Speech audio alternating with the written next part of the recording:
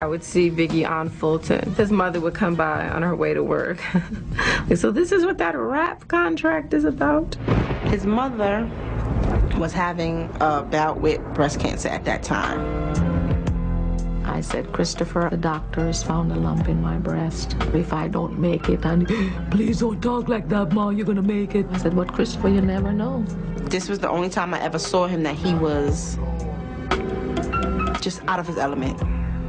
Like, this is what my mom is going through and I can't do anything for her. When his mother was going through that, we were also going through our things. You know, we weren't on the best of terms. Biggie was really stressed out at the time. He was like drinking a lot, smoking a lot. We really didn't know what was gonna happen.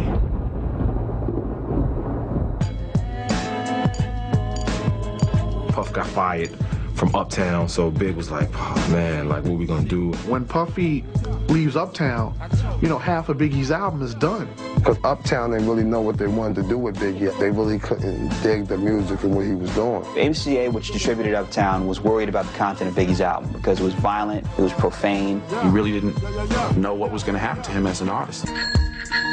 Next thing you know, Puffy gets this deal with Arista to start his own label, Bad Boy. Puffy said, I see something in this guy that you guys don't see. You guys are just gonna let him go to the garbage can. Let me take him with me. Puff was like, Big, you gotta trust me. We're gonna get this worked out. Everything's gonna be okay. Things take turns, but the man gotta eat. If you don't want to lose your act, you gotta keep greasing him. Because that's slick money out there in the streets, baby. It's fast. He went down south to North Carolina to hustle down there. He had an opportunity to make some money today. It was a sneaky kind of thing. You know, we can't let Puffy know what's going on. Puffy found out about it and called Big on the phone down there. When you heard North Carolina, I knew what he was doing, so I tracked him down. Puff flipped out. You let him have it. He just flew into a rage. You have to get back here. You can't be doing this. I just begged him. I just pleaded with him, don't do this to your life, you know? That's short money right there. It's not worth it. Puff paid for a ticket for him to get out of North Carolina. He would always tell me, you know, this shit better work out, because I really could have made a lot of down there. Literally the day after he left, everybody that was in that house got busted. That's when everything stopped. The hustling, everything. Tiana was born August 8th, 1993. Before it was all about him. Now it's all about my daughter, my daughter, my daughter. That's all he talked about. Tiana, Tiana, Tiana, Tiana. I want to put carrots in the ear. I want to get her a fur coat. I want to... He loved that little girl, man. He goes, oh, Mom, feel her face. Her face is a little rough. Do you think I should get silk sheets for the baby? He was just a doting father. The birth of his daughter really, like, opened his eyes to drive him to be the best artist that he can be. He was dealing with the pressure of his daughter having been born and the fact that, you know, this was his first record. He didn't know if he was going to make it.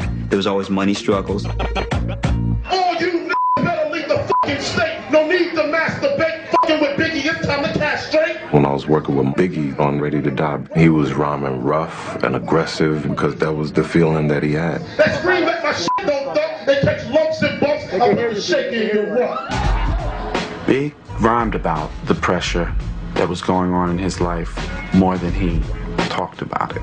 And I remember him coming to the studio and going in the booth and just not having a pen or pad or nothing. Just, yo, Mo, yo, I'm ready. I'm ready. Music come on. He just start kicking it. It's like, that's talent. Come on. Puff's job was just to make sure that he didn't go too far to the deep end. Puff probably would step in and say, hey, man, I don't think you should say that.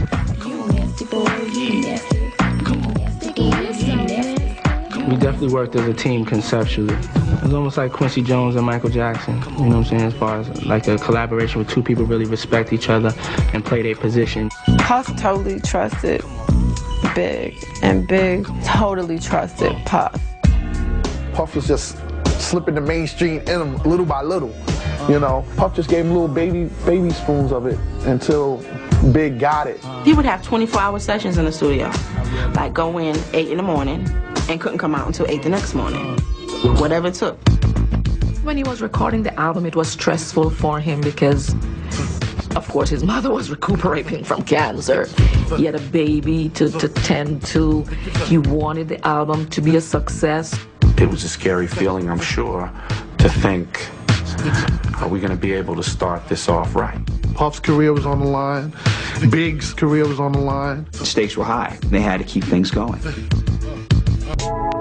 Yeah. Ready to Die got released on September 13th, 1994. Juicy was the first single. Juicy was telling a story about the everyday struggle. I made the change from a common thief to up close and personal with Robin Leach. It's something that anybody from any urban city anywhere in the world can understand. I said, you wrote that?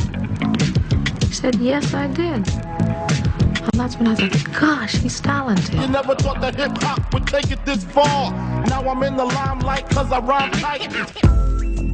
Biggie was doing, you know, something that was considered like West Coast. He was doing storytelling rap at a really like slow tempo.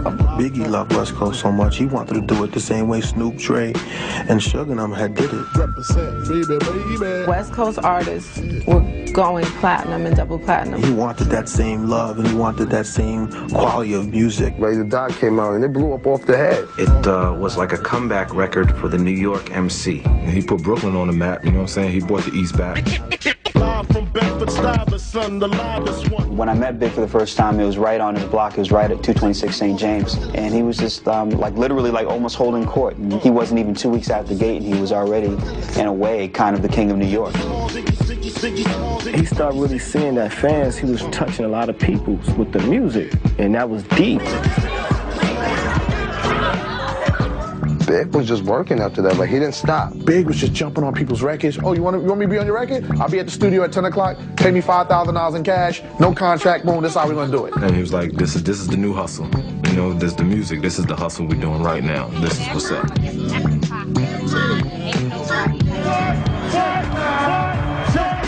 He loved touring.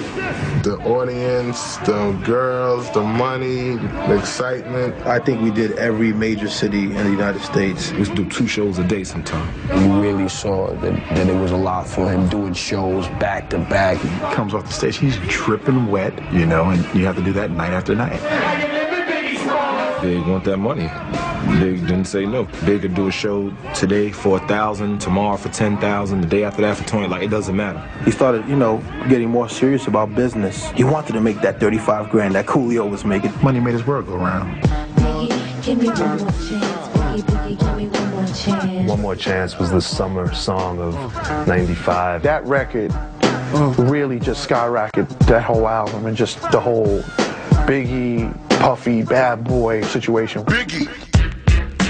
He took everything that people make fun of and turned it into, you know, like a look at me now. You know, I'm fat, ugly, and I'm black, and I'm dark, but you're gonna love me because I'm the most charming person that you're gonna ever meet. You know, I'm an ugly mother, but I can dress my ass off. Now he was the big man in the clubs and everyone knows who he is and all the girls want to get with him. Big was a sex symbol. Never thought that would happen. Biggie met Faith at a Bad Boy photo shoot. When he came home, he told me he met a girl, and you know, he was like, yo, she pretty. He came in one day and says, Mom, I'm gonna get married. I said to myself, oh God, who is this hit this time? He was serious about it. He said he was married and he did 2 weeks later. They're 2 Geminis. There's a lot of love-hate going on. So one minute they would be loving each other half to death. Next minute, you know, they needed a break. They did not have enough time to themselves to make that marriage work. There were too many friends coming in, taking Christopher away, and so the marriage just went down the toilet, which is very, very sad, because I honestly believe they loved each other. I asked my son who this Junior Mafia is, and he said, just my buddies from around the way. One day we heard him saying it in one of the songs, and we was like, yo, who Junior Mafia? He was like, that's y'all. We wanted to get the Junior Mafia off the street because he knew it was enough money for all of us out there to be correct. He saw in them what he saw in himself, you know? They have talent. All they need is somebody to push them and be behind them. He was like, yo, I'm gonna get y'all a deal. And we like, okay. He was like, nah, I'm gonna get y'all a deal. And we was like, okay. And he was like, okay, y'all got a deal. And we like, nah, we ain't got no deal. He was like, yeah, y'all got a deal. Now y'all ready for it? And we like, no.